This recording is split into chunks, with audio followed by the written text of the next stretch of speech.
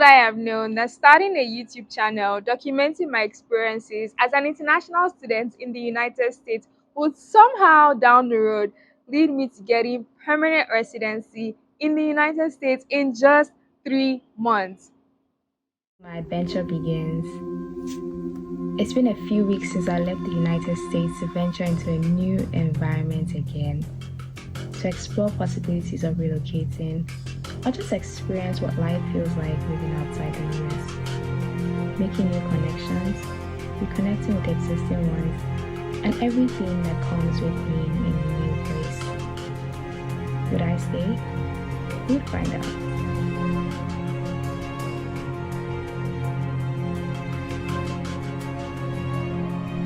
Hi, my name is Fisayo. If you're new here, hello and welcome. I hope you consider liking and subscribing. This is a great community to be a member of. And if you're returning, thank you for being loyal. I appreciate the gift of your time and attention. Now, let's talk about that video. Okay, so I shot that video for two reasons. One, to sincerely document a time in my immigrant journey where I felt like there was more for me as a creative outside of the United States, and I was very willing, to explore the possibilities. And secondly, to use that as a conversation starter, like a precursor to some of the things I'm going to talk about in this video that relates to the challenges that international students have to deal with respect to getting permanent residency in the United States.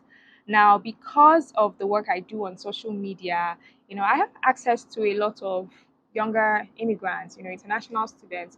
And through last year, it felt like there was a certain disposition they had towards me, like, just like like like an illusion of perfection, right? And I didn't quite understand it. I didn't know if it was like a social media personality thing, or if it was because I don't talk about challenges often, or because it was mostly good vibes, nice pictures and all of that.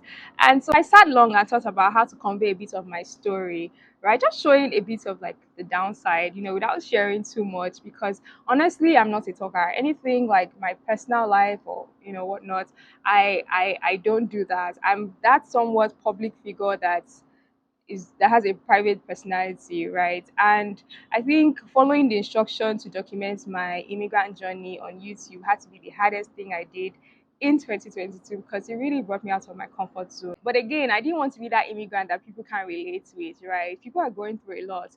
I think international students all around the world are one of the most resilient people. And because I have a platform, I didn't want to sell a lie. I didn't want to sell an image of perfection without sharing a balanced perspective about moving abroad, considering the economic climate. Because I personally had expectations of perfection. Some of the ideas I'd consumed from speaking to people and the expectations that I had about moving abroad, not considering, the challenges in any way. For example, the H1B. I cater to a group of incoming students, and there was someone who shared a post about an Indian who wrote on LinkedIn about how she was leaving the US because she was not selected in the H1B. And this person was very surprised and shocked. She just thought you come abroad, you be an F1 student, and somehow you just translate to a permanent work visa, and your life continues. But that is not always the case. I personally was put into the H1B lottery, and for 2 separate years I was not selected. So things like that happen. They're not the norm, right? But there are a few people who, for 5 years, 8 years, 10 years, they're in the US and they keep moving from F1 visa to OPT to STEM to H1B to going back to school, and they still never get permanent residency. And along the line, they probably have to like marry an American or something. So I know it's weird. Those things do happen. They happen more frequently than is publicly talked about. Now, moving on to the creative side, I started this channel in January of 2022 as a second year MBA student, and I graduated in May of 2022.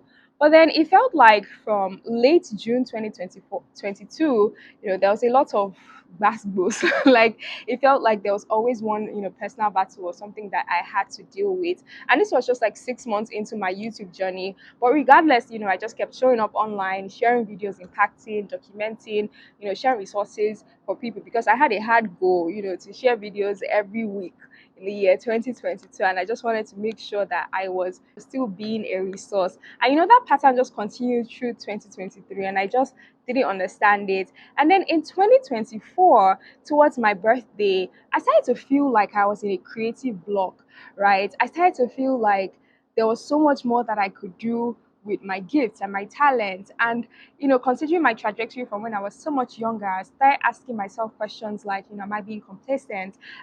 Is this the best I can do? Am I challenged enough? There was this internal urgency, but I just didn't have the will to bring it to life. Now, normally when I'm faced with something like this, I would usually practice embodied cognition, like which is simply like a principle of moving physically when you feel internally stuck. But it felt like I'd done that so many times that my brain was tired of the deception. And the only thing that appealed to me in that moment was to remove myself from the environment that I was and plant myself in a completely different environment, like in a different continent, right? Albeit for a short period, just seeing how much that will help me creatively. Now, so consider all these things that I've said, and you can imagine like my thought process. And so I said to myself, you know what? I'm just going to condense all these my thoughts into a visual format and make a movie out of it. And that was the video you all saw in March, simply put. Okay, so let's move to the EB1A green card story. As an international student, you come in on F1 visa, right? And after your program, if you go to a STEM designated school, you get an additional 2 years after your 1 year OPT. Now, while on OPT, I was working, and from speaking to a number of seniors and people who had been in the role longer than I was at the time, I understood that it would take about 2 years to be able to get my green card if I started the procedure with the company. But I'm a creative, and I just didn't like the sound of that. I wanted a bit more flexibility, with my life. Again, like I understood that if you start the process, you may not be able to move to another org within the company while your green card is being processed. So I decided that I was going to self petition and just go and research on what that entails. And so in the process, I came across the EB1A, EB2 NIW. Now for the EB1, I just completely like discounted myself or disqualified myself because it seemed like something for like Nobel Prize winners, Grammy winners, talk about like the Chimamandas or like the Thames or the Funke Akindeles, of this world. These are powerful Nigerian women, by the way. So I just did not think that I qualified. And so I was looking at the EB2 NIW. This was towards the end of 2022. I just wanted to give myself some time to just settle in and do the EB2 NIW.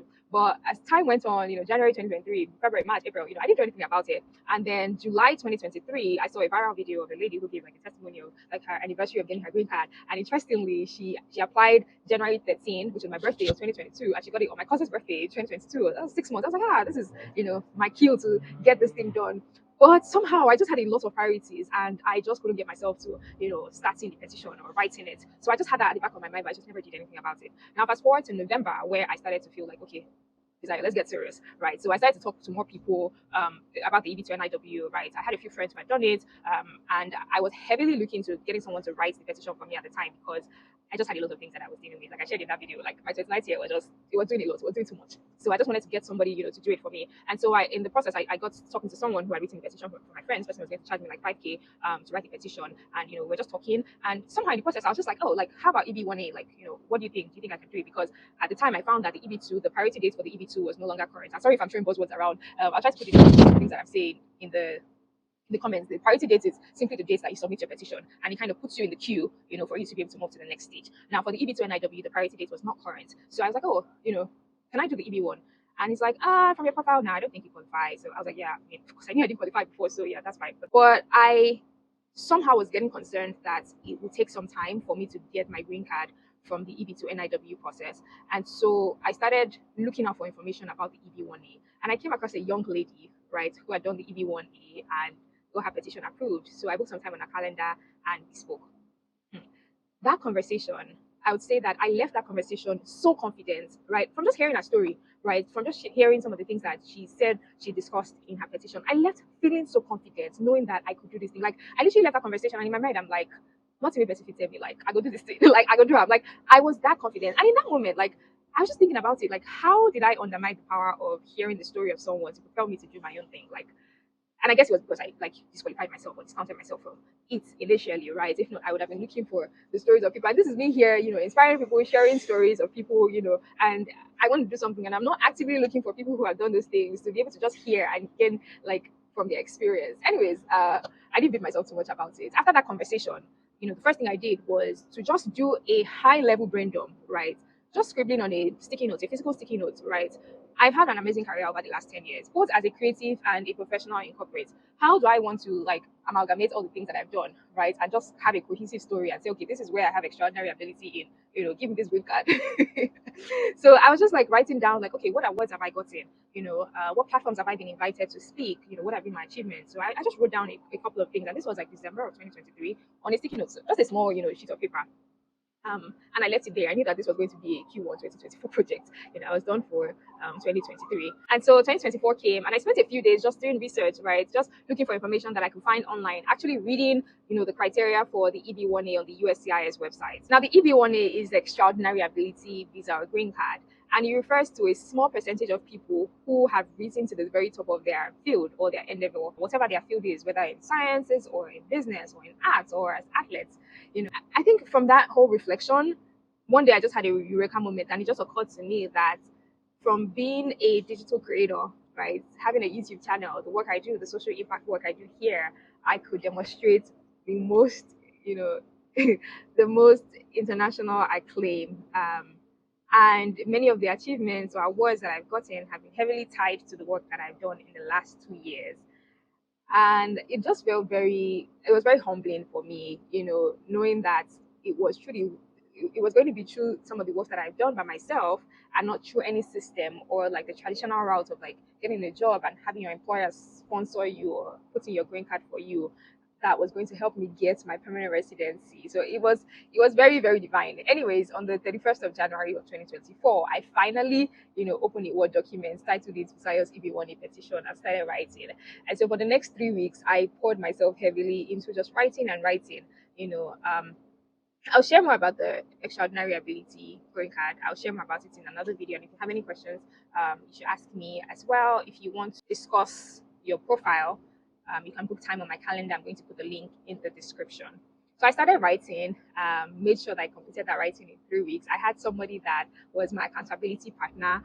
She was also writing as well. So we were checking with each other, like to see like what our progress was. And I said earlier that I was feeling like I was in a creative block, right? And I was absolutely wanting to remove myself from the environment that I was. So I'm like, I'm going to tie my traveling to this petition, right? If I don't finish this, I'm not going anywhere. And I know I want to go somewhere, right? So I must make sure that I finish this and share, because I'm not going to, go to the UK and be working on this and trying to ship this from the UK. No, I'm not going to do that. And I also had like an important celebration, that I put for like a day after I arrived in the UK. So I just put just different things in place to just ensure that I was motivating myself, and I was not going to like back down on writing, and I was just going to submit it when I planned to. So I submitted my petition a few days after I went to the UK. It took 8 days for my petition to be approved. Typically, if you pay for premium processing, you are able to get a decision in like 15 business days. If you do not pay for premium processing, it takes about 3 months to get a decision. And the I-140, which is the petition, is the hardest part, right?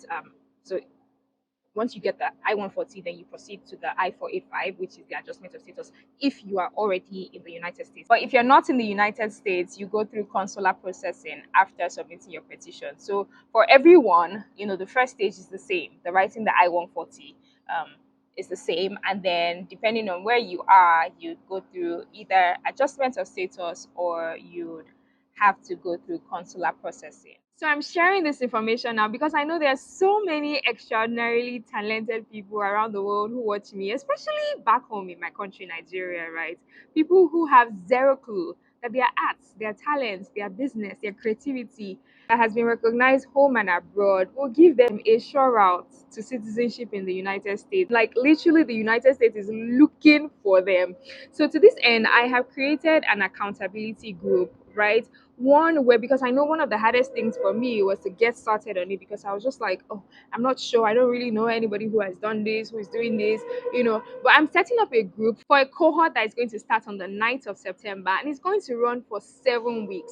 I told you I wrote my petition in 3 weeks, and it was not like I was writing every day. So it's very possible, right, to do this completely in 7 weeks. I want people who are serious minded.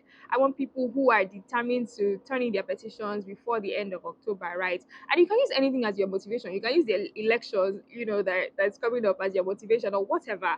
Or if you've had this in mind, the whole time and you just didn't know how to start, I think this is a good opportunity. I've created so many accountability groups in the past, and one thing that I've noticed is people joining, but there's no staying power because there's no financial commitment. This one is going to be different. Okay, it's not going to be free. So I only want serious minded people that will participate in this. And I know that every time I speak, right, I inspire a seed of greatness in the hearts of everyone that listens to me.